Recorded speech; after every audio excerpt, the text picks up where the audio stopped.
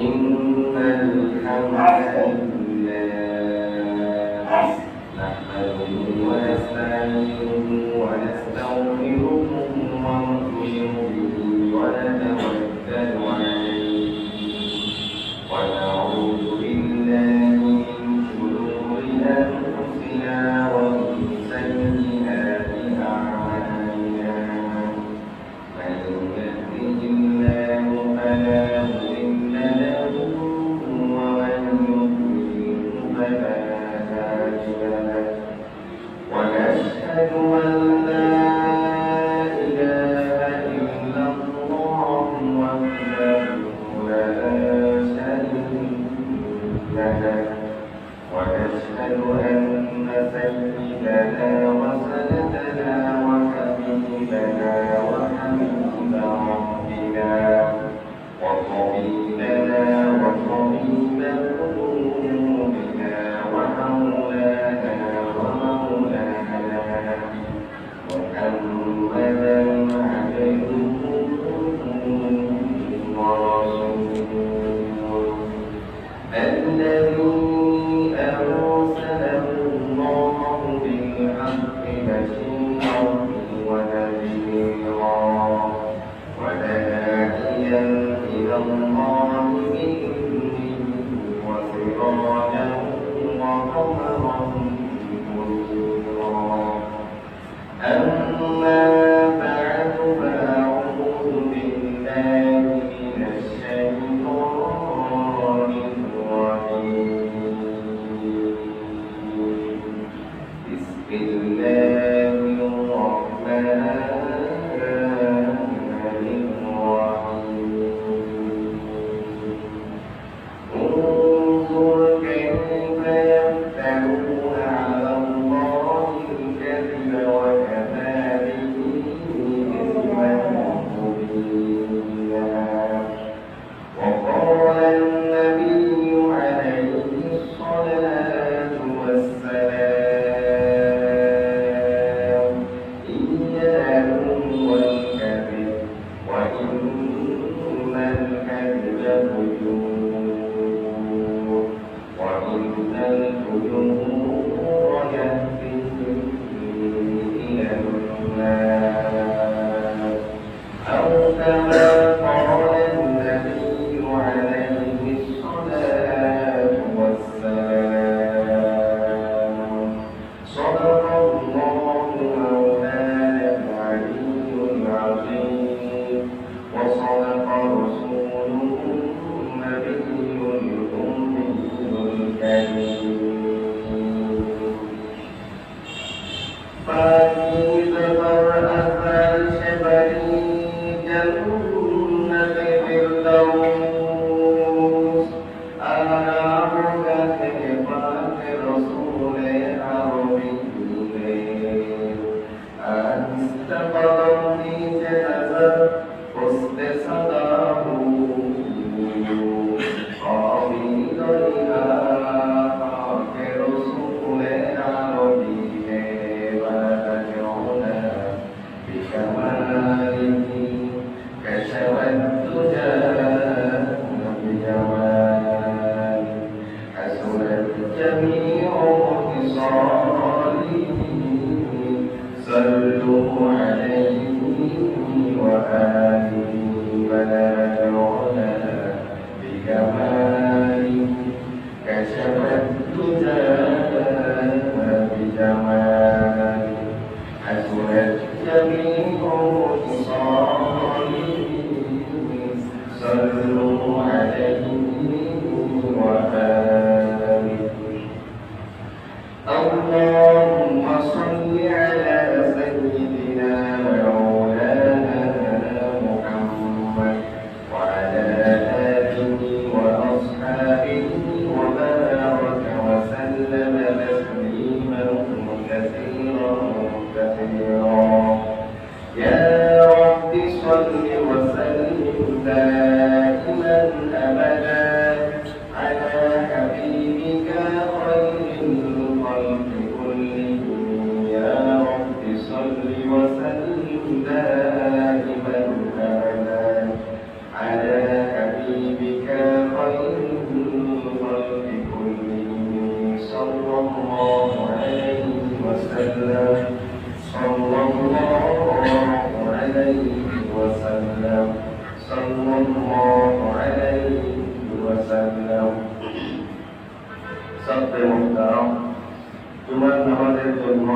সম্মানিত মুসল্লিয়ানে কেরাম, আমরা সর্বপ্রথম শুকরগুজার হব মহান রব্বুল আলামিনের দরবারে, যিনি আমাদেরকে দয়া করে, মায়া করে, মহব্বত করে, ভালোবেসে আজকে পর্যন্ত আমাদের হায়াতকে দীর্ঘায়িত করে সুস্থ সবল রেখে আল্লাহ তাআলার পবিত্র বিধান নামাজুল মুবারক আদায় করার জন্য এবং তৎপূর্ব মুহূর্ত দ্বীনি দিক নির্দেশনামূলক কিছু আলোচনা শোনার জন্য আশা এবং বসার তাওফিক দিয়েছেন। এই জন্য আমরা সকলে দিন থেকে মহব্বত সহকারে অন্তর থেকে অন্তরের অন্তঃস্থল দিয়ে ইশকের সাথে বলি আলহামদুলিল্লাহ। সম্মানিত উপস্থিতি, আপনারা সকলেই জানেন রবিউল আউয়াল মাসে আমরা আলোচনা করেছি সিরাতুন নবী সম্পর্কে 5 পর্বে। যেহেতু মহানবী মুহাম্মদুর রাসূলুল্লাহ সাল্লাল্লাহু আলাইহি ওয়াসাল্লাম এই উম্মতের মডেল, এই উম্মতের পরিসীমা যেহেতু কিয়ামত পর্যন্ত, মহানবী মুহাম্মদুর রাসূলুল্লাহ 63 বছরের জিন্দেগীর নমুনাটা হলো কিয়ামত পর্যন্ত। কিয়ামত পর্যন্ত আনওয়ালা উম্মতের মডেল হলো মহানবী মুহাম্মদুর রাসূলুল্লাহ সাল্লাল্লাহু আলাইহি ওয়াসাল্লাম। আল্লাহ তাআলা ওনাকে এইভাবে এত চমৎকার ভাবে সৃষ্টি করেছেন, এত চমৎকার একটা চরিত্র দিয়েছেন, যে চরিত্রটি কিয়ামত পর্যন্ত আনওয়ালা উম্মতের মডেল হিসেবে ব্যবহৃত হবে। এই জন্য মহানবী মুহাম্মদুর রাসূলুল্লাহ সাল্লাল্লাহু আলাইহি ওয়াসাল্লামের আলোচনা করতে থাকলেই শেষ হবে না, লিখতে লিখতে শেষ হবে না, বলতে বলতে শেষ হবে না। এই জন্য একটা পর্যায়কে কেন্দ্র করে আমাদেরই ইতি টানতে হয়। সম্মানিত উপস্থিতি, আজকে আমাদের আলোচনার বিষয়বস্তু হবে মিথ্যা এবং তার পরিণাম সম্পর্কে। এই আলোচনাটা আমি কয়েক ভাগে ভাগ করেছি। এর পূর্বে আমাকে বুঝতে হবে এই মিথ্যার সাথে কয়েকটি বিষয় সম্পর্কিত। মিথ্যার সাথে সত্যের সম্পর্কিত, মিথ্যার সাথে কিংবা তথা পরনিন্দার সম্পর্ক, এই মিথ্যার সাথে অপবাদের সম্পর্ক। এই জন্য এই 4টা বিষয় 4 জুমায় আলোচনা হবে, 1 জুমায় 4 বিষয় আলোচনা হবে না। আজকের আলোচনার বিষয় হলো মিথ্যা এবং তার পরিণাম সম্পর্কে। সম্মানিত উপস্থিতি, আল্লাহ তাআলা এই মানুষকে সৃষ্টি করার পরে এই মানুষের জন্য একটা সুন্দর মুনাজ্জাম মুরাত্তাব শরীয়ত তৈরি করেছেন। এই উম্মত কিভাবে চলবে, কিভাবে খাবে, কিভাবে চলাফেরা করবে, কিভাবে মানুষের সাথে কথাবার্তা বলবে, কিভাবে মানুষের সাথে লেনদেন করবে, এর একটা নমুনা তৈরি করেছেন। নমুনাকে আমাদের ভাষায় শরীয়ত বলা হয়। এই শরীয়ত প্রথমে 2 ভাগে বিভক্ত। এক ভাগ হলো পালনীয়, এক ভাগকে কি বলা হয়? পালনীয়। দ্বিতীয় ভাগ অপালনীয়। পালনীয় মানে কি? পালন করতে হবে না। তাহলে এই শরীয়ত 2 ভাগে বিভক্ত। কিতাবের ভাষায় এক ভাগকে বলে আমল, আরেক ভাগকে বলা হয় নাহি। এক ভাগকে বলা হয়, আরেক ভাগকে বলা হয় নাহি। মানে সৎ কাজের আদেশ, অসৎ কাজের নিষেধ। ঠিক তেমনি ভাবে আল্লাহ তাআলা নিজে ছাড়া, নিজের সত্তা ব্যতীত সবগুলো কিন্তু জোড়ায় জোড়ায়। আল্লাহ তাআলা নিজেই কিন্তু একক, আর সব কিন্তু জোড়ায় জোড়ায়। আসমান বললে জমিনের কথা আসে, সূর্য বললে চন্দ্রের কথা আসে, আরশ বললে কুরসির কথা আসে। বলেন না, প্রত্যেকটা কিন্তু জোড়ায় জোড়ায়। ঠিক তেমনি ভাবে শরীয়তের মধ্যে এমন জোড়ায় জোড়ায় সৃষ্টি করছে বিপরীত নীতি। একটা পালনীয়, একটা অপালনীয়। একটাকে পালন করতে হবে, একটাকে ছেড়ে দিতে হবে। কথা বুঝছেন? ঠিক তেমনি ভাবে আজকের বিষয়টি হলো পালনীয় না, ছেড়ে দিতে হবে। পালনীয় কোনটা? মানতে হবে কোনটা? সত্যটা মানতে হবে, মিথ্যাটা ছাড়তে হবে। সত্যটা মানতে হবে, মিথ্যাটা ছাড়তে হবে। মিথ্যা আর সত্য একসাথে করলে এইটাকে কোরআনুল কারীমের ভাষায় ইহুদিদের স্বভাব বলা হয়েছে। ইয়ালবিসুনাল হাক্কা বিল বাতিল, তারা সত্যকে মিথ্যার সাথে মিশ্রণ করে ফেলত। এই জন্য সত্যকে মিথ্যার সাথে মিশ্রণ করাটাকে ইহুদিদের স্বভাব বলা হয়েছে। এই জন্য আমরা আজকে বুঝবো মিথ্যা কাকে বলে। প্রথমেই বুঝবো মিথ্যা কাকে বলে। মিথ্যা বলা হয় উলামায়ে কেরাম কিতাবের মধ্যে লিখেছেন মিথ্যা হলো সত্যের বিপরীত। মিথ্যা হলো সত্যের বিপরীত। তাহলে বাস্তবের বিপরীতে সংবাদ দেওয়াটাকেই মিথ্যা বলে। যেটা বাস্তব সেটার বিপরীতটাই তো অবাস্তব। অবাস্তবটাই মিথ্যা, বাস্তবটাই সত্য। অবাস্তবটাই মিথ্যা, বাস্তবটাই সত্য। তাহলে বাস্তবতার বিপরীতে সংবাদ দেওয়ার নাম হলো মিথ্যা, বাস্তবতার অনুকূলে সংবাদ দেওয়ার নাম হলো সত্য। আগামী সপ্তাহে আলোচনা হবে ইনশাআল্লাহ। এবার আসেন, মিথ্যা এমন একটা কর্ম, এমন একটা কাজ, এমন একটা আমল যেটা দুষ্টুমি করে জায়েজ নাই, হেসে বলাও জায়েজ নাই, কান্না করে বলাও জায়েজ নাই। শরীয়ত বলে লা জিদ্দা ওয়ালা জুললা। যেভাবেই বলেন না কেন মিথ্যার কোনো অনুমোদন নাই, মিথ্যার কোনো কি নাই, শরীয়ত কর্তৃক এটা অনুমোদিত না। যেভাবেই বলেন, বলতেছে হুজুর এটা হাসার জন্য বলেছি, না, এটার অনুমোদন নাই। এই জন্য মিথ্যা এমন একটা কর্ম যেটা যে কোনো অবস্থাতে কোনো অনুমোদন নাই, অনুমোদনবিহীন একটা কর্ম। অনুমোদনবিহীন কর্ম এই জন্যই তো এটাকে নিষেধ করা হয়েছে, পালন করা যাবে না। এবার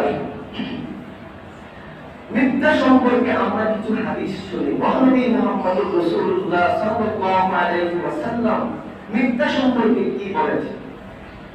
মিশকাতুল মাসাবি 414 নম্বর পৃষ্ঠায় হযরত আব্দুল্লাহ ইবনে মাসউদ রাদিয়াল্লাহু আনহু থেকে বর্ণিত হাদিসের একাংশ বলবো, আর একাংশ আরেক সপ্তাহে বলবো।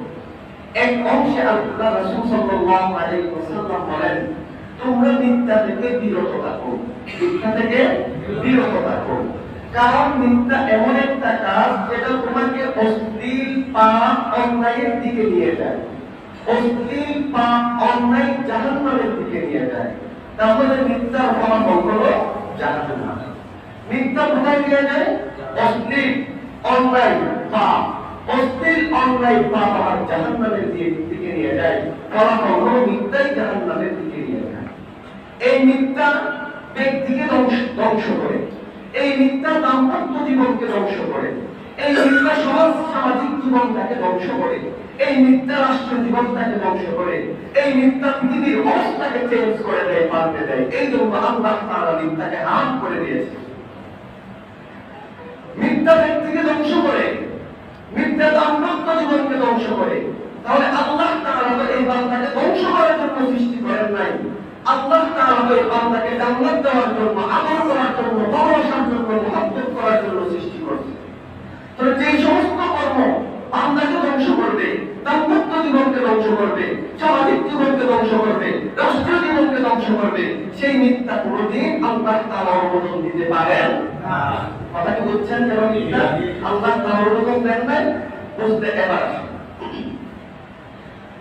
এরপরে আরেক হাদিসে হযরত সাফওয়ান বিন সুলাইমান, হযরত সাফওয়ান বিন সুলাইম রাদিয়াল্লাহু আনহু থেকে বর্ণিত হাদিসটি মুসলিম এবং মিশকাত উভয় কিতাবের মধ্যে এসেছে।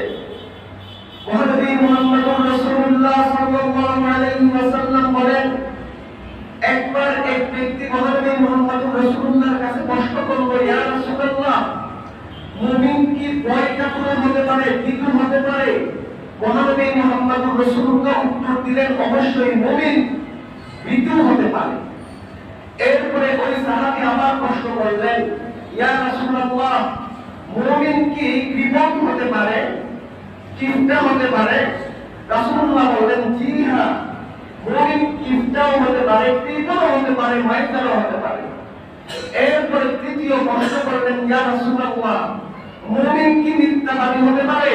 রাসূল সাল্লাল্লাহু আলাইহি ওয়াসাল্লাম বললেন, না, মুমিন কখনো মিথ্যাবাদী হতে পারে না। তাহলে খেয়াল করেন, ভীতু হওয়াটাও কিন্তু কাপুরুষতা, ভয় এটা কিন্তু কাপুরুষতা। এরপরে কৃপণ, এটা কিন্তু একটা দোষ। রাসূল সাল্লাল্লাহু আলাইহি ওয়াসাল্লাম বললেন, এই দুই দোষ মুমিনের সাথে সম্পর্ক রাখতে পারে, কিন্তু মিথ্যার মতো দোষ মুমিন মুসলমানরা রাখতে পারে না। এরপরে মিশকাতের আরেক হাদিসে মহানবী মুহাম্মদুর রাসূলুল্লাহ সাল্লাল্লাহু আলাইহি ওয়াসাল্লাম থেকে হযরত আবু উমামা রাদিয়াল্লাহু আনহু বর্ণনা করেন, রাসূল কারীম সাল্লাল্লাহু আলাইহি ওয়াসাল্লাম ইরশাদ করেছেন, খিয়ানত এবং মিথ্যা ছাড়া সব দোষ করতে পারে। তাহলে দুইটা দোষ করতে পারে না, একটা হলো খিয়ানত। ব্যক্তি হলে আল্লাহ সম্পদের খিয়ানত, দাম্পত্য জীবনে স্বামী স্ত্রীর আমানত, স্ত্রী স্বামীর আমানত, সামাজিক জীবনে সমাজের আমানত, রাষ্ট্রীয় জীবনে রাষ্ট্রের আমানত, পৃথিবীর জীবনে পৃথিবী যাতে দূষিত না হয় সেই আমানত মুমিন কখনো খিয়ানত করতে পারে না।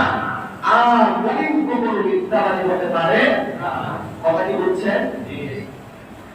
মুসলমান ভাইরা আমার কথা বলে দিলে বুঝবেন, কিতাবের ভিতরে এসেছে একজন ব্যক্তি বড় আল্লামা ছিলেন, নাম হলো মুল্লাজি ওয়া রাহমাতুল্লাহি আলাইহি।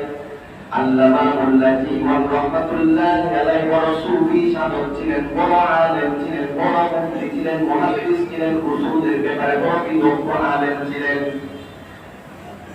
এক পর্যায়ে এক ব্যক্তি মুল্লাজি ওয়া রাহমাতুল্লাহি আলাইহি এসে বলতেছে, ও মুল্লাজি ওয়া, বসে বসে কিতাব মুতালা করতেছো, কিতাব স্টাডি করতেছো, তোমার কি খবর আছে নাকি?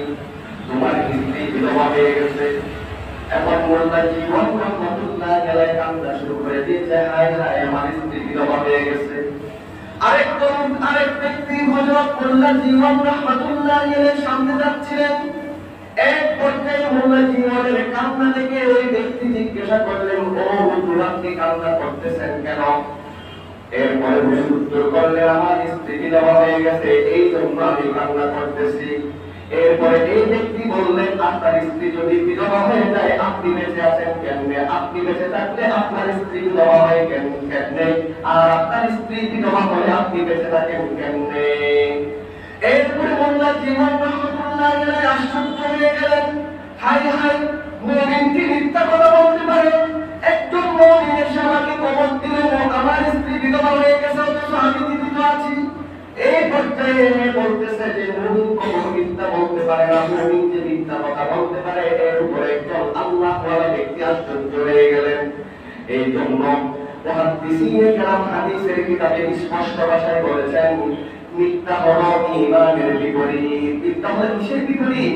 ঈমানের বিপরীত। এই জন্য একজন ব্যক্তি যদি প্রকৃত মুমিন হতে চায়, একজন ব্যক্তি যদি প্রকৃত ঈমানের পরিবর্তন করতে চায়, সে প্রতিদিন মিথ্যা কথা বলতে পারে না। এই জন্য হাদিসের মধ্যে এসেছে, হাদিসের মধ্যে মহানবী মুহাম্মদুর রাসূলুল্লাহ সাল্লাল্লাহু আলাইহি ওয়াসাল্লাম বর্ণনা করেন, ইন্না মিন আকবারিল কাবাইরি সালাসাতুন, সবচাইতে বড় কবিরা গুনাহ হলো তিনটা, সবচাইতে বড় কবিরা গুনাহ হলো তিনটা। হাদিসটি বুখারীতেও এসেছে, মুসলিমেও এসেছে, মিশকাতেও এসেছে। হযরত আবু বকর রাদিয়াল্লাহু আনহু বর্ণনা করেন, সবচাইতে বড় কবিরা গুনাহ হলো তিনটা। এর মধ্যে এক নম্বর হলো ইশরাক বিল্লাহ, আল্লাহর সাথে শিরিক করা, আল্লাহর সাথে শরীক করা, আল্লাহর সাথে অংশীদার সাব্যস্ত করা। দুই নম্বর হলো পিতামাতার অবাধ্যতা হওয়া। এরপরে বিশ্বনবী সাল্লাল্লাহু আলাইহি ওয়াসাল্লাম এইভাবে হেলান দিলেন। হেলান দেওয়ার পরে বলতেছেন, মুমিন ব্যক্তি মিথ্যা কথা বলা, মিথ্যা কথা বলা, মিথ্যা কথা বলা, এইভাবে বলতে আছে। সাহাবায়ে কেরাম চিন্তা করলেন, হায় হায়, বিশ্বনবী মুহাম্মদুর রাসূলুল্লাহ সাল্লাল্লাহু আলাইহি ওয়াসাল্লাম যদি চুপ হয়ে যেতেন, মিথ্যা কথার উপর গুরুত্ব দিতে গিয়া প্রথম দুইটাকে একবার বলেছেন, তিন নম্বরটাকে বারবার বলতে আছেন, রিপিট করতে আছেন। এই জন্য সাহাবায়ে কেরাম আশা করতেছেন রাসূলুল্লাহ যদি চুপ হয়ে যেতেন, রাসূলুল্লাহ তো বারবার বলতে কষ্ট হচ্ছিল, এই জন্য আসলে চুপ পাড়ায় দেওয়াটা ওনাকে অপমান করার জন্য না, কষ্ট থেকে বাঁচানোর জন্য। তাহলে মিথ্যা বলাটা যদি গুরুত্ব না হতো, এটার যদি পরিণাম খুবই ভয়াবহ না হতো, মহানবী এই কথাটাকে বারবার আলোচনা করতেন না, তাকরার করতেন না, রিপিট করতেন। কথা কি বুঝতে পেরেছেন? ভালো করে খেয়াল করবেন। তাহলে বড় বড় কবিরা গুনার মধ্যে বড় বড় কবিরা গুনাহ কয়টা? তিনটা। এক নাম্বার আল্লাহর সাথে অংশীদার সাব্যস্ত করা। দুই নাম্বার মাতা পিতার অবাধ্য হওয়া। মাতা পিতার কি হওয়া? অবাধ্য হওয়া। তিন নাম্বার মিথ্যা বলা। তিন নাম্বার কি? মিথ্যা বলা। বড় বড় কবিরা গুনার মধ্যে। এই জন্য ওলামায়ে কেরাম বলেছেন, আল কাযিবু আকবারুল মাআসি, মিথ্যা হলো দুনিয়াতে যত গুনাহ আছে, যত পাপ কাজ আছে, আছে, যত মন্দ কাজ আছে, সব মন্দ কাজের বড় মন্দ কাজ হলো মিথ্যা বলা। তো বড় মন্দ কাজ কি? মিথ্যা বলা। মিথ্যা বলা যাবে না, মিথ্যা বলা যাবে না। তাফসীর করতে পারতেছি না, সময় স্বল্পতার কারণে। তো এরপরে আসেন, আমরা এরপরে দুই পর্ব আলোচনা বুঝবো। মিথ্যা কখন জায়েজ আর মিথ্যা কখন না জায়েজ, মিথ্যা কখন বৈধ আর মিথ্যা কখন অবৈধ। মিথ্যা অবৈধ তিন পর্যায়ে, তিন স্তরে। কয় স্তর? কয় স্তর? তিন স্তরের মিথ্যা বৈধ না অবৈধ। এক নাম্বার হলো আল্লাহ তাআলার উপর, আল্লাহ তাআলার উপর মিথ্যা বলা। আল কিযবু আলাল্লাহি তাআলা, আল কাযিবু আলাল্লাহি তাআলা। তাহলে প্রশ্ন হলো, আল্লাহ তাআলার উপর কি মানুষ মিথ্যে কথা বলে? বলতেছে বলে। বলে কেমনে? তাফসীরে কুরতুবীতে ইমাম কুরতুবী রাহমাতুল্লাহি আলাইহি একটা বর্ণনা করেছেন, মহানবী মুহাম্মদুর রাসূলুল্লাহ সাল্লাল্লাহু আলাইহি ওয়াসাল্লামের সময়ে কিতাবের মধ্যে এসেছে কাব বিন আশরাফ সে 50টা উট নিয়ে মক্কার দিকে রওনা হয়ে গেছেন। কুরাইশের সাথে সে সন্ধি করবে, সুলহ করবে, সন্ধি করবে মহানবী মুহাম্মদুর রাসূলুল্লাহ সাল্লাল্লাহু আলাইহি ওয়াসাল্লামের বিরুদ্ধে যুদ্ধ করার জন্য। এক পর্যায়ে সে মদিনা থেকে রওনা হয়ে গেল মক্কার দিকে। হলো আস্তে আস্তে আস্তে আস্তে আবু সুফিয়ান ইবনুল হারবের সাথে সাক্ষাৎ হয়ে গেল। আবু সুফিয়ান ইবনুল হারবের সাথে সাক্ষাৎ হওয়ার পর কাব বিন আশরাফ বলতেছে, আমি আপনাদের সাথে সন্ধি চুক্তি করার জন্য এসেছি। বলতেছে কিসের উপর? আপনারা যখন মদিনাতে আক্রমণ করবেন, মদিনার বিরুদ্ধে যুদ্ধ পরিচালনা করবেন, মদিনার পক্ষ থেকে আমরা আপনাদের সঙ্গ দিব, আমরাও আপনাদের সাথে থাকবো। এরপরে আবু সুফিয়ান ইবনুল হারব তাকে প্রশ্ন করলেন যে, বলেন তো দেখি, আমরা হলাম উম্মি জাতি, আমরা হলাম আনপড়া মূর্খ জাতি, তোমরা হলো ইহুদি জাতি, তোমাদের কাছে কিতাব আছে, আল্লাহর পক্ষ থেকে কিতাব এসেছে, তোমরা তোমাদের কিতাব থেকে বলো দেখি আমরা আমাদের ধর্মের উপর হক সত্য নাকি মুহাম্মদের ধর্মের উপর সত্য। কথা কি বুঝেছেন? আমরা আমাদের ধর্মের উপর সত্য সঠিক নাকি মুহাম্মদের ধর্মের উপর সত্য?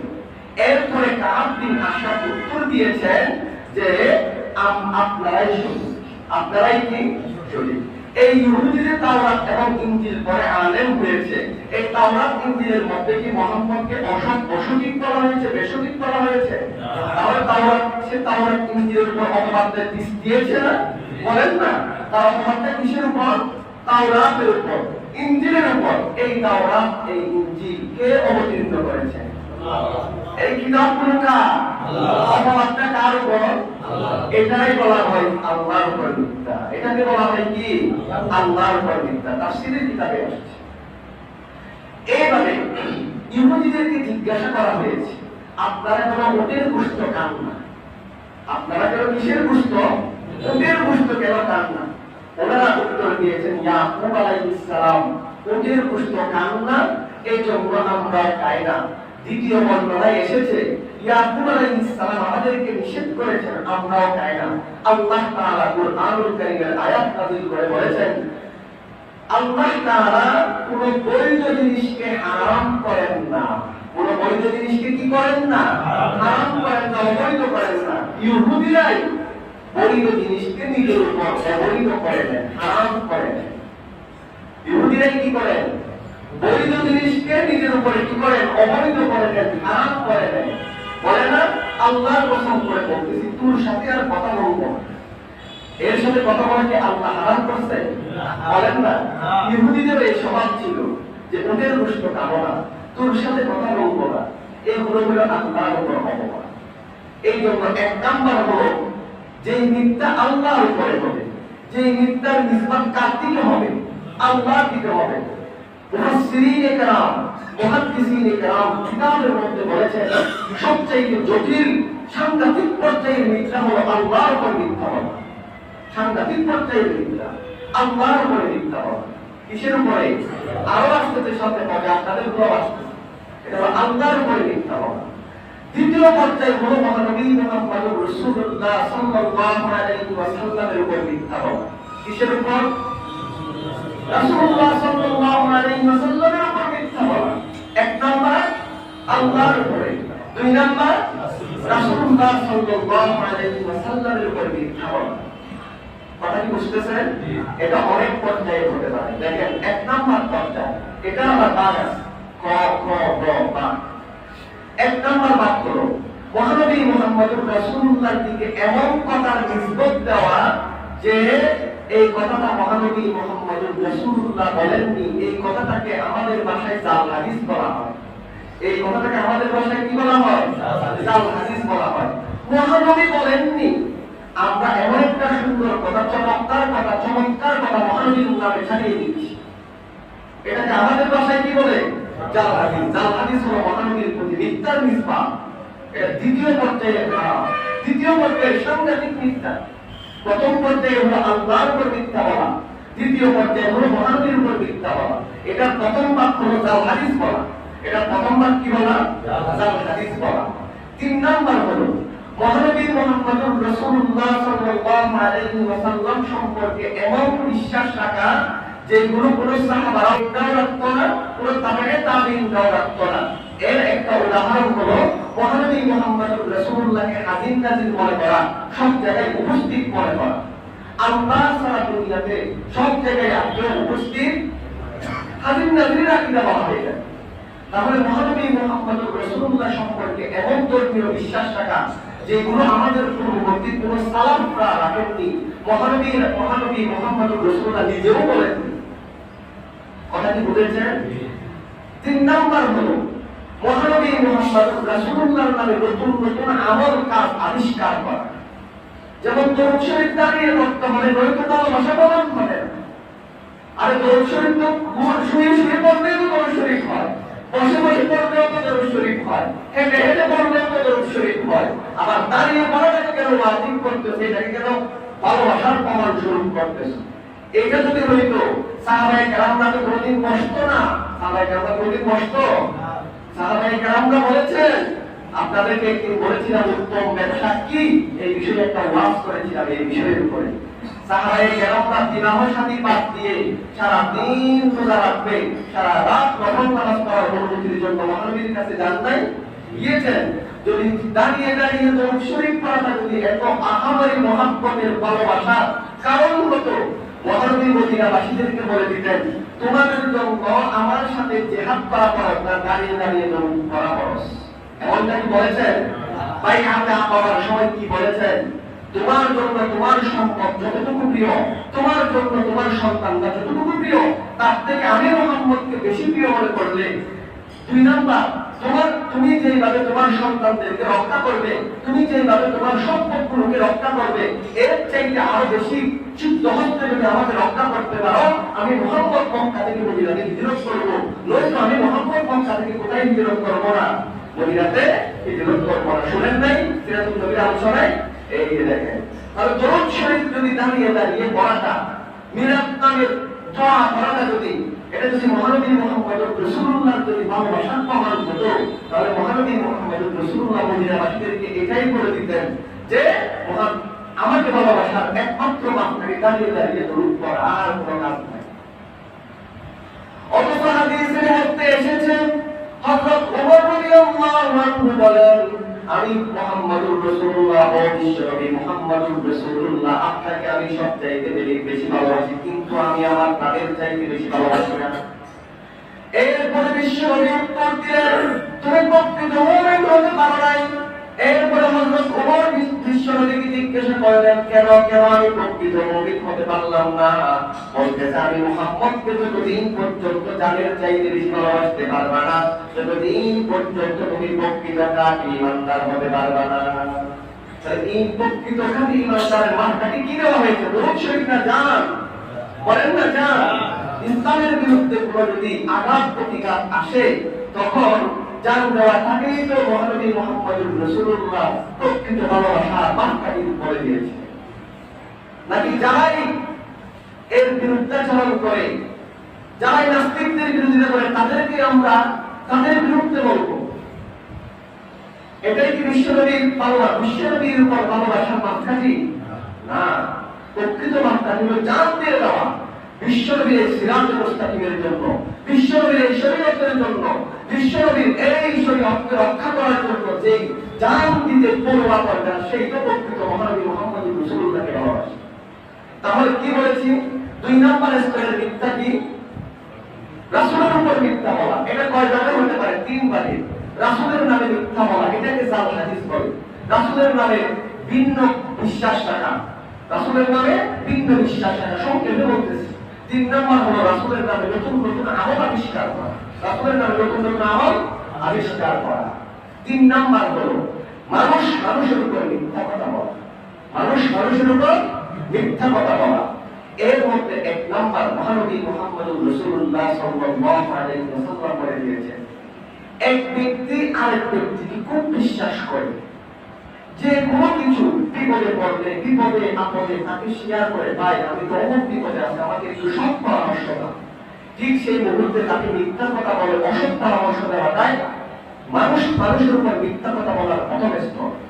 3 নম্বরের প্রথম নাম্বার কথা বুঝেছেন?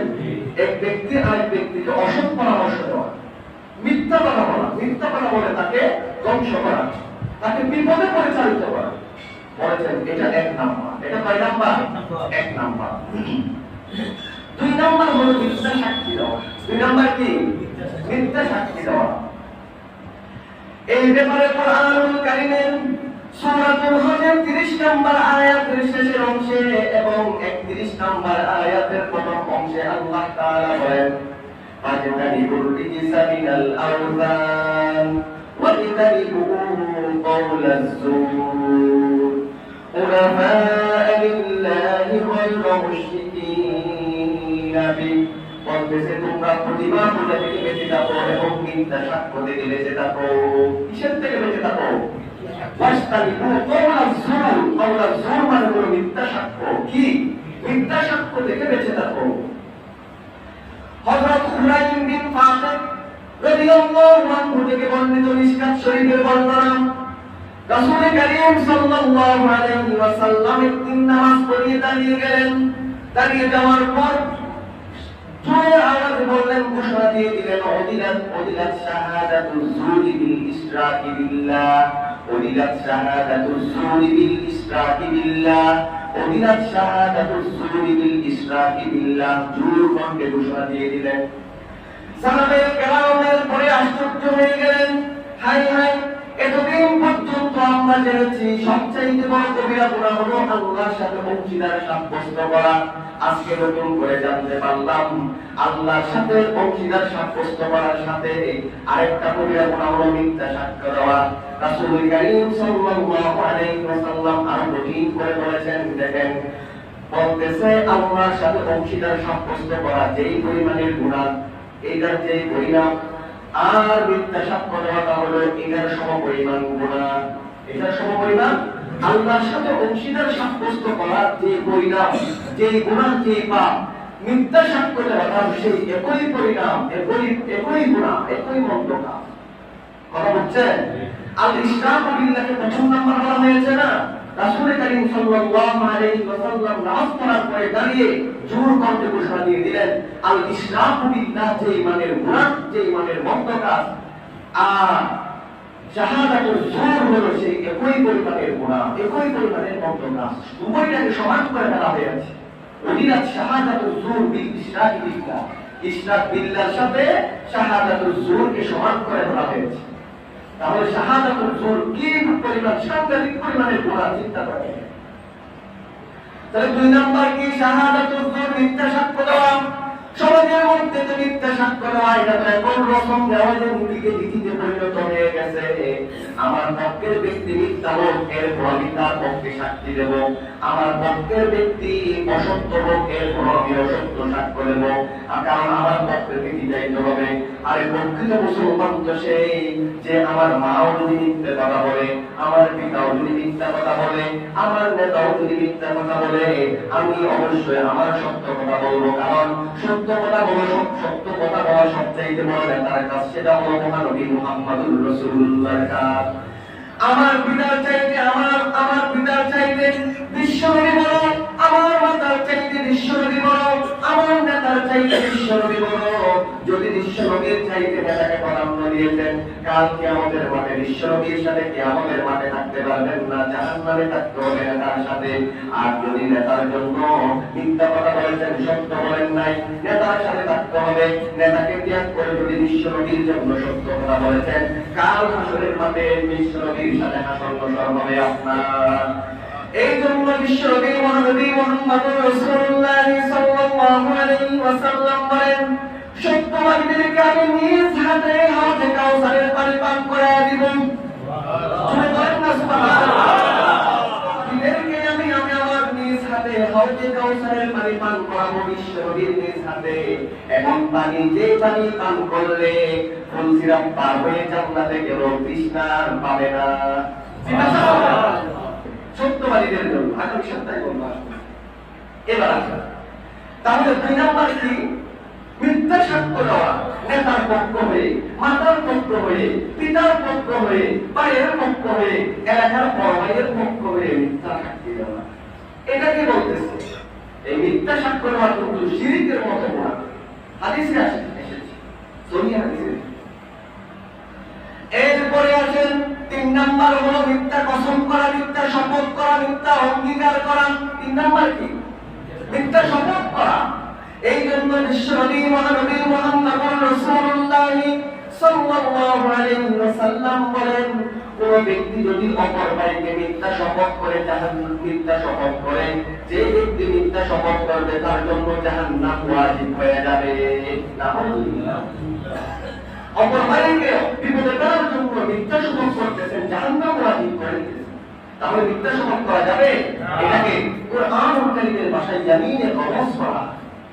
ইয়ামিনে গমস বলা হয়। এটার জন্য যদিও কাফারা নাই, কিন্তু আল্লাহর কাছে বড় দোয়া। আল্লাহর কাছে কি আছে? বড় দোয়া। কাফারা নাই, ঠিক আছে, কিন্তু বড় দোয়া। এই জন্য মিথ্যা তৃতীয় পর্যায়ে কি বলেন না, ইয়ার মিথ্যা শপথ করা। কি করা? মিথ্যা শপথ করা। মিথ্যা কি করা? শপথ করা। 1 নাম্বার কি? মিথ্যা বলে অপর ভাইকে, আপনাকে বিশ্বাস করে মিথ্যা বলে অপর ভাইকে বিপদে ফেলা। 2 নাম্বার মিথ্যা সাক্ষী দেওয়া। 2 নাম্বার কি? মিথ্যা সাক্ষী দেওয়া। 3 নাম্বার মিথ্যা শপথ করা। মিথ্যা কি করা? শপথ করা। 4 নাম্বার স্বপ্নে যেই রকম দেখে নাই, অন্য ভাইকে সেই রকম বলে, এরকম স্বপ্নে দেখছে, আসলে সেই রকম দেখে এই, এটাও একটা মিথ্যা কথা। এটা একটা কিসের কথা? মিথ্যার কথা। বয়ফ্রেন্ড গার্লফ্রেন্ডকে বলতেছে, প্রেমিক প্রেমিকাকে বলতেছে, আজকে স্বপ্নে দেখেছি আমি বরপক্ষ হয়ে তোমাকে আনতে গেছি তোমার বাসায়। কিতাবে দেখছে, মানে ওনাকে খুশি করার জন্য, প্রেমিকাকে খুশি করার জন্য। পীর সাহেবকে মুরিদ সাহেব বলে, আমি আজকে স্বপ্নে দেখেছি আপনি ওযু করতেছেন, আমি ওযুর পানি ঢেলে দিচ্ছি। আমি স্বপ্নে দেখেছি আপনি গোসল করতেছেন, আমি গোসলের পানি এনে দিয়েছি। আসলে স্বপ্নে দেখেন পীর সাহেবকে খুশি করার জন্য, প্রেমিকাকে খুশি করার জন্য পিতা মাতাকে বলতেছে, আমি আজকে স্বপ্নে দেখেছি আপনাকে পাঠ দিয়েছি। আসলে স্বপ্নে দেখে বলতেছে, এগুলো খুশি করার জন্য হলেও এই ধরনের মিথ্যা স্বপ্ন বলা যায় না, বৈধ বলা যায়। এটা কয় নাম্বার? 4 নাম্বার। অনেক ব্যাখ্যা আছে, বলতেছি না। এইরকম মিথ্যা স্বপ্ন বলা যাবে না। কয় নাম্বার? 4 নাম্বার। কি বলা? মিথ্যা স্বপ্ন বলা। 4 নাম্বার কি? মিথ্যা স্বপ্ন। এরপরে 5 নাম্বার হলো ইখতিলাফে কসস।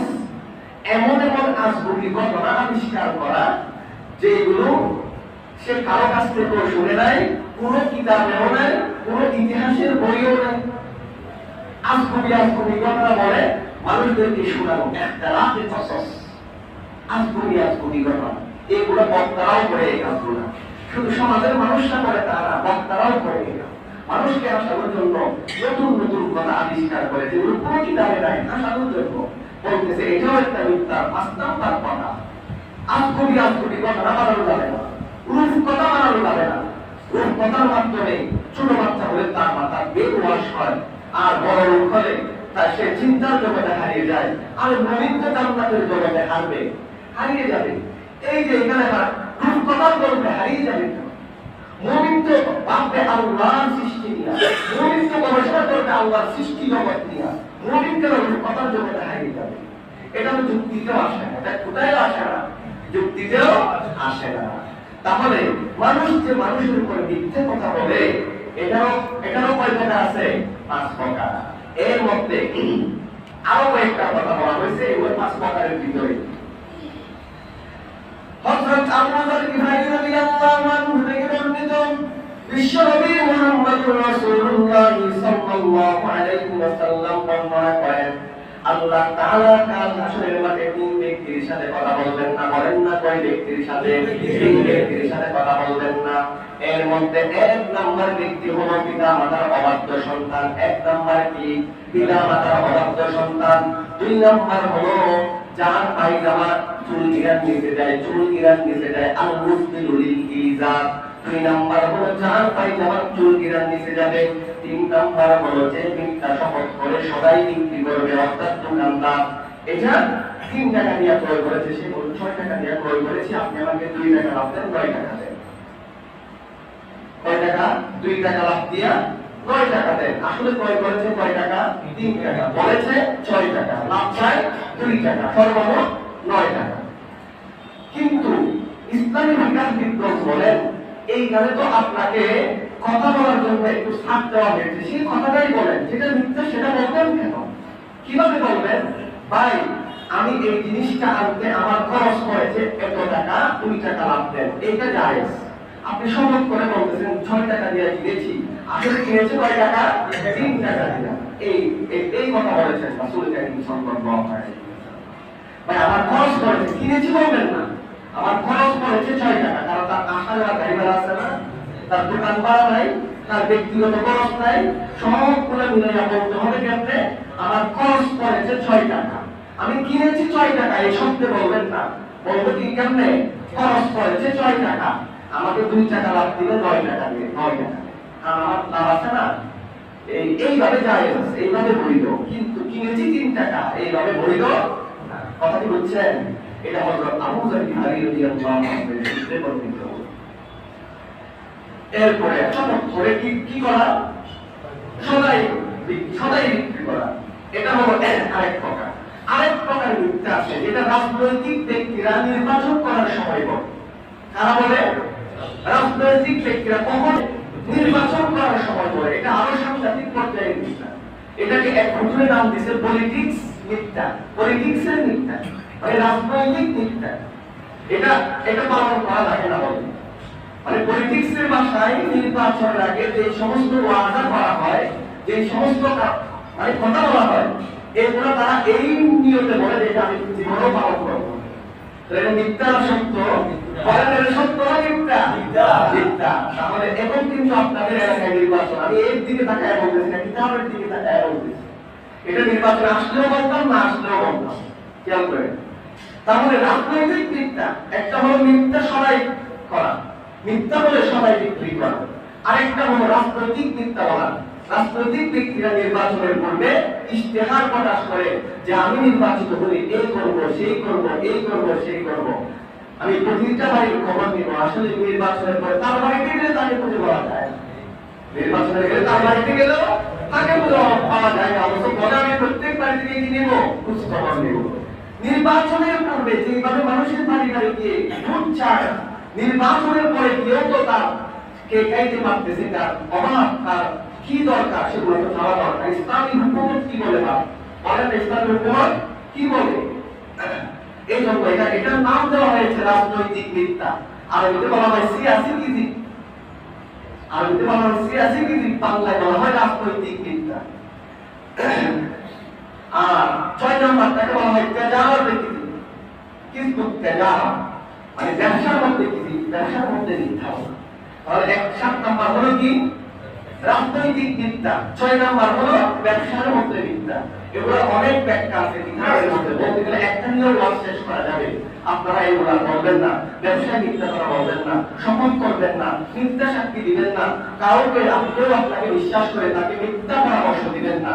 তাহলে রাজনৈতিক মিথ্যা কথা বলবেন না, রাজনৈতিক মিথ্যা কথা বলবো না, ব্যবসার মিথ্যা কথা বলবো না, সব কিছু ঠিক হয়ে যাবে। ড্রাইভার হেল্পারের সাথে মিথ্যা কথা বলবো, হেল্পার যাত্রীদের সাথে মিথ্যা কথা বলে, মা বাবা কিতাবের মধ্যে আসছে মা বাবা যাতে তার সন্তানের সাথে মিথ্যা কথা না বলে, মিথ্যা কিছু না শিখায়, মিথ্যা কিছু না শেখায়। এই মিথ্যা বলে মানুষ দুনিয়ার শাস্তি থেকে কয়েকটা কারণ করছে। দুনিয়ার শাস্তি থেকে রক্ষা পাওয়ার জন্য, নিজের স্বার্থ সিদ্ধি হাসিল করার জন্য মিথ্যা কথা বলে। আরে ভাই, এটা তো ইহকাল, এটা কয়দিনের দুনিয়া, এইখানে মিথ্যা কথা বলে নিজের জীবনটাকে বাঁচাচ্ছেন। মারা গেলেও পরকাল শুরু, সেখানে তো অনন্তকাল জাহান্নামের আগুনে জ্বলতে হবে। অনন্তকাল কোথায় জ্বলতে হবে? জাহান্নামে জ্বলতে হবে। সময় খুব সংক্ষিপ্ত। এবার আসেন, মিথ্যা তিন জায়গায় বৈধ, তিন জায়গায় যায়। মিথ্যা কয় জায়গায় যায়? তিন জায়গায় যায়। এর মধ্যে একটা আমিও রিজার্ভ করি, দেখবেন কেমনে করি। এক নম্বর হলো জিহাদের মাঠে। কোথায় বলেন না? কোথায়? জিহাদের মাঠে। কাফিররা যদি জিজ্ঞাসা করে তুমি মুমিন না মুসলমান, কথা বলতে হবে আমি মুমিন না, কারণ বাঁচতে হবে তো। কি বাঁচতে হবে? এক নম্বর ফিল হারবি লা ইয়াজুজুল কাযিবু ইল্লা ফি মাওয়াতিন সালাসা। মিথ্যা তিন জায়গা ব্যতীত বৈধ না। এক নম্বর হলো ফিল হারব, জিহাদের মাঠে। কোথায়? জিহাদের মাঠে মিথ্যা বলা বৈধ, মিথ্যা বলা বৈধ। হাদিস শরীফে এসেছে আল হারবু ফিদা, জিহাদ মানেই তো ধোঁকা। জিহাদ মানে কি? জিহাদের মাঠে ধোঁকা দিতে পারবেন, জিহাদের মাঠে মিথ্যা কথা বলতে পারবেন, সাদা গাড়িওয়ালা জিহাদের মাঠে গাড়িটাকে কালো করতে পারবেন। জিহাদের জন্য সাথ দেওয়া হয়েছে। জিহাদের জন্য, কিসের জন্য? বউয়ের জন্য না। কিসের জন্য না? নতুন বিয়ে করার জন্য না, আরেকটা বিয়ে করার জন্য না। কিসের জন্য? জিহাদের জন্য। সারা গাড়ি কালো করতে পারবেন, ধোঁকা দিতে পারবেন, মিথ্যা কথা বলতে পারবেন। কথা বলছেন? দুই নাম্বার হলো দুই ব্যক্তির মধ্যে ঝগড়া। ইসলাম বাইনান নাস, এটা আমি বেশি করি। দুই ব্যক্তির মধ্যে ঝগড়া, আমি বলি যে ভাই আপনার ঝগড়া হয়ে গিয়ে হবে, এই তো আপনার অনেক সুনাম করে। আরেক ভাই দিকে বলা, এই তো আপনার অনেক সুনাম করে। এখন বলবে যে আমি তার সাথে কথা বলেছি তো আমার অনেক সুনাম করে। ঠিক আছে না? অনেক সুনাম করে। তাহলে এরা দুইজনের মধ্যে একটু মিলিয়ে দেওয়া, শক্তি করে দেওয়া, দুইজনের মধ্যে আবার মিলিয়ে দেওয়া, এইখানে মিথ্যা বলা যায়। এখানে এগুলো মিথ্যা না, আসলে একটা ফিনিশিং দেওয়া যে ভাই এই তো আপনার খুব সুনাম করে। আরেক ভাইকে বলা এই তো আপনার সুনাম করে। এইভাবে বলছে আপনার দূরে থাকবেন কেন? আপনার তো আত্মীয়, এলাকার লোক, আপনার কথা না বলে থাকবেন কেন? এবারের কাছে কেউ এবারে সুনাম করা, এবারের কাছে গিয়ে এবারে মিথ্যা কথা বলা যায়। তিন নম্বর হলো স্ত্রীকে খুশি করার জন্য মিথ্যা কথা বলা যায়। মহিলারা শুনলে স্বামীকে বিশ্বাস করবেন। শাড়ি কিনছেন কয় টাকা দিয়া? 500 দিয়া। এখন মহিলাদের একটা স্বভাব আছে, স্বভাব হলো আপনি 2000 টাকা দিয়ে শাড়ি কিনে যদি 2070 বলেন, ওরা জীবনে বিশ্বাস করে না। বলবে 500 টাকা দামের শাড়ি আইনা বলবে না 2000 টাকা। মহিলাদের এই একটা স্বভাব আছে। এই যে ওনাদেরকে বলা 2000 টাকা দামের শাড়ি, 4000 টাকা দিয়ে শাড়ি আনছি, দেখো কি সুন্দর শাড়ি, চমৎকার শাড়ি, মার্কেটে এটাই চোখে লাগে। আইনা যে দিছে আরেকটাও চোখে লাগে না, শুধু এটা রাখছে। এইভাবে বলতে হবে। এই তিন প্রকারের মিথ্যা জায়েজ। জিহাদের মাঠে দুই ব্যক্তিকে মিলিয়ে দেওয়ার জন্য, স্ত্রীকে খুশি করার জন্য। কাকে খুশি করার জন্য? বলেন না, লম্বা একটা আছে বুঝার জন্য দুইটা ঘটনা বলবো, তাহলে শেষ করে দিয়েছি। তাহলে কাকে খুশি করার জন্য? স্ত্রীকে খুশি করার জন্য। এক নাম্বার জিহাদের মাঠে, বলেন না, এক নাম্বার। দুই নাম্বার দুই ব্যক্তিকে মিলিয়ে দেওয়ার জন্য। তিন নাম্বার স্ত্রীকে খুশি করার জন্য। মুসলমান ভাইরা আমার কথা বলে দিল দিয়ে বুঝবেন, কিতাবের মধ্যে এসেছে এই মিথ্যাটা যদি ইসলামী শরীয়ত হারাম করে না দিত, বৈধ করে না দিত, মানুষের যুক্তি, মানুষের বিবেক এইটাকে মন্দ বলে স্বীকার করে নিত।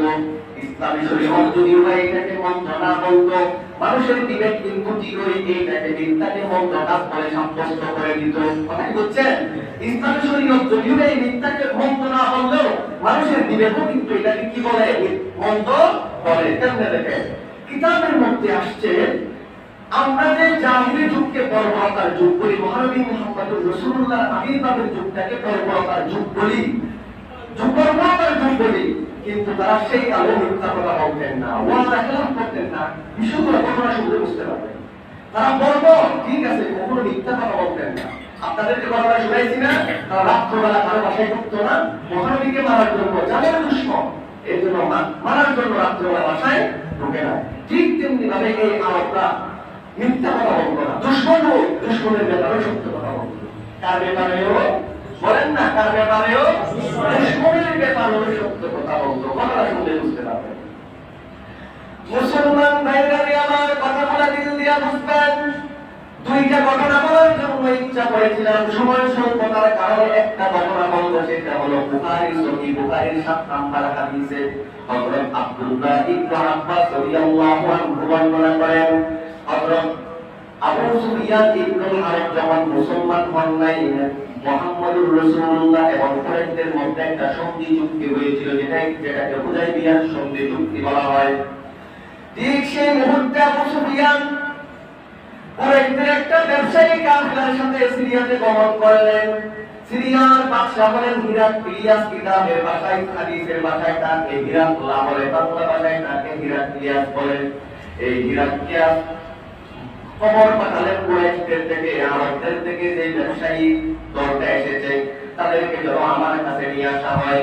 তাহলে এরপরে হিরাক্লিয়াসের বাহিনী গিয়ে আরবদের এই আবু সুফিয়ান ইবনে হারবের বাহিনীটাকে দলটাকে নিয়ে আসলেন রাজদরবারে আনার পরে একজন দুভাষী নিযুক্ত করলেন, কারণ সিরিয়ার ভাষা আরবরা বুঝে না, আরবের ভাষায় সিরিয়ার লোকেরা বুঝে না, এই জন্য একজন দুভাষী নিযুক্ত করলেন। দুভাষী নিযুক্ত করার পরে হিরাক্লিয়াস দুভাষীকে বললেন, তাদের মধ্য থেকে এমন এক ব্যক্তিকে আমার সামনে আসতে বলো, যেই ব্যক্তি এবং মুহাম্মদুর রাসূলুল্লাহ বংশ কাছাকাছি নিকটাত্মীয়। এরপরে তিনি দুভাষী ব্যক্তি তাদেরকে বললেন, আপনাদের মধ্যে এমন একজন ব্যক্তি হিরাক্লিয়াসের সামনে আসেন যার বংশ মুহাম্মদুর রাসূলুল্লাহর নিকটাত্মীয়। এরপর আবু সুফিয়ান বললেন, আমার বংশ তো মুহাম্মদুর রাসূলুল্লাহর নিকটাত্মীয়, এই জন্য তিনি সামনে আসলেন। এরপরে দুভাষী হিরাক্লিয়াস বললেন, বাকি লোকদেরকে পিছনে যেতে বলুন। এরপরে হিরাক্লিয়াস আবু সুফিয়ানকে সামনে নিয়ে আসলেন, বাকি দলটাকে পিছনের দিকে নিয়ে গেলেন। হিরাক্লিয়াস আবু সুফিয়ানকে সামনে করে বলতেছেন, আমি তোমাকে যে সমস্ত প্রশ্নগুলো করব সঠিক উত্তর দিবা। আর পিছনের জনদেরকে বললেন যে এই ব্যক্তি যদি মিথ্যা উত্তর দেয় তাহলে তোমরা বলে দিবা এই মিথ্যা কথা বলতেছে। কথা কি বুঝতেছেন? আবু সুফিয়ান যদি মিথ্যা কথা বলে তোমরা পিছন দিক থেকে বলে দিবা এই ব্যক্তি মিথ্যা কথা বলতেছে। এরপরে হিরাক্লিয়াস প্রশ্ন করলেন, তোমাদের মধ্যে যে ব্যক্তি নবী বলে দাবি করে, মুহাম্মদ নামের যে ব্যক্তি নবী বলে দাবি করে, তার বংশমর্যাদা কেমন? আবু সুফিয়ান উত্তর করলেন, তার বংশমর্যাদা খুবই সম্ভ্রান্ত সভ্যমানের, খুবই উচ্চমানের বংশ। দ্বিতীয় প্রশ্ন করলেন, তোমাদের মধ্যে যে ব্যক্তি মুহাম্মদ নবী বলে দাবি করে, তার অনুসারী কেমন? খেয়াল করেন সে কি কথা বলেন। এরপরে তিনি বলেন, সে কথা বলে হলো সে এক আল্লাহর ইবাদত করতে বলে, প্রতিমার ইবাদত ছেড়ে দিতে বলে, এবং সচ্চরিত্রবান হতে বলে, এবং জিনা-ব্যভিচার ছেড়ে দিতে বলে, সালাত আদায় করতে বলে, নামাজ আদায় করতে বলে। এরপরে 3 নাম্বার প্রশ্ন করলো, তার বংশের মধ্যে পূর্বে কেউ রাজা বাদশা ছিল নাকি? এরা কি বলতেছে, তার পূর্ব বংশের মধ্যে কেউ রাজা বাদশা ছিল নাকি? হিরাক্লিয়াস প্রশ্ন করলেন, তার পূর্বের বংশের মধ্যে কেউ রাজা বাদশা ছিল নাকি? আবু সুফিয়ান উত্তর করলেন, না, তার পূর্ব বংশের মধ্যে কেউ রাজা বাদশা ছিল না। 4 নম্বরে প্রশ্ন করলেন, তার অনুসারী কারা? সমাজের মধ্যে দুর্বল ব্যক্তিরা তার অনুসরণ করে নাকি সম্ভ্রান্ত ব্যক্তিরা তার অনুসরণ করে? আবু সুফিয়ান উত্তর করলেন, দুর্বল ব্যক্তিরা তার অনুসরণ করে। এরপর প্রশ্ন করলেন, তার অনুসারীরা তাকে কেমন মহাব্বত করে? বলতেছে খুবই মহাব্বত করে। বলতেছে তার অনুসারীরা পারে না কমতেছে, মানতেছে না কমতেছে। এরপরে আবু সুফিয়ান বলতেছে তার অনুসারীরা বাড়তেই আছে, কমে না।